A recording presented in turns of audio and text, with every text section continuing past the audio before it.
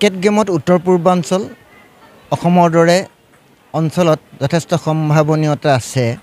genetically এই অঞ্চলৰ শিশুসকল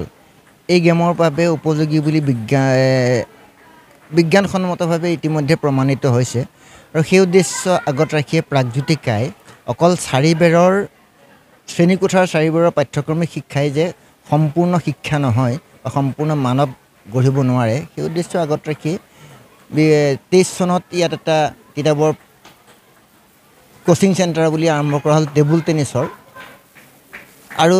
এই শিক্ষাৰ্থীসকলক উৎসাহিত কৰাৰ লগতে অসমৰ বিভিন্ন অঞ্চলৰ শিক্ষাৰ্থীক ইয়ালৈ মাতি আনি টেবুল টেনিছৰ শিশুসকলক এটা পৰিৱেশ নিৰ্মাণ কৰিবলৈ আমি প্ৰাগজ্যোতিকাত চৌহদত চেষ্টা কৰিছোঁ তিতাবৰ ৰাইজৰ সহযোগত ইয়াৰ দ্বাৰা যাতে শিক্ষাৰ্থীসকলে ভৱিষ্যতে ইয়াৰ যিখন টেবুল টেনিছ শিক্ষাৰ্থীৰ কথা কৈছোঁ ভাল প্ৰশিক্ষকৰ ৰাষ্ট্ৰীয় পৰ্যায়ৰ প্ৰশিক্ষকৰ তত্ত্বাৱধানত ইয়াত শিক্ষা গ্ৰহণ কৰি আছে প্ৰশিক্ষণ তেওঁলোকে যাতে উৎসাহিত হয় তিতাবৰ জনসাধাৰণ উৎসাহিত হয় আৰু সমগ্ৰ অসমলৈ এই বাৰ্তাটো আমি প্ৰেৰণ কৰিব পাৰোঁ যে শিক্ষাৰ লগতে সুশিক্ষাৰ লগতে ক্ৰীড়া আৰু সংস্কৃতিৰ অত্যন্ত প্ৰয়োজন তেতিয়াহে আমি নিজক এটা সুস্থ সবল আত্মবিশ্বাসী জাতি হিচাপে গঢ়ি তুলিবলৈ সক্ষম হ'ম আৰু প্ৰথম প্ৰচেষ্টাতে আমি পৰাপক্ষত নিখুঁতভাৱে খেলখন পৰিচালনা কৰিবলৈ চেষ্টা কৰিছোঁ তাত বিভিন্ন ব্যক্তি অনুষ্ঠান প্ৰতিষ্ঠানৰ পৰা আদি কৰি অসমৰ মাননীয় অসম টেবুল টেনিছ সন্থাৰ সভাপতি তথা গতিশীল দক্ষ এগৰাকী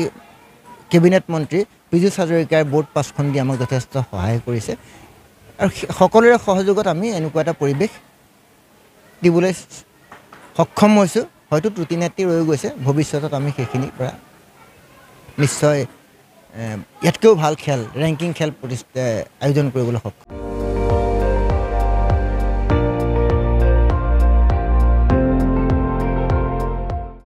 আপুনি চাই আছে ND24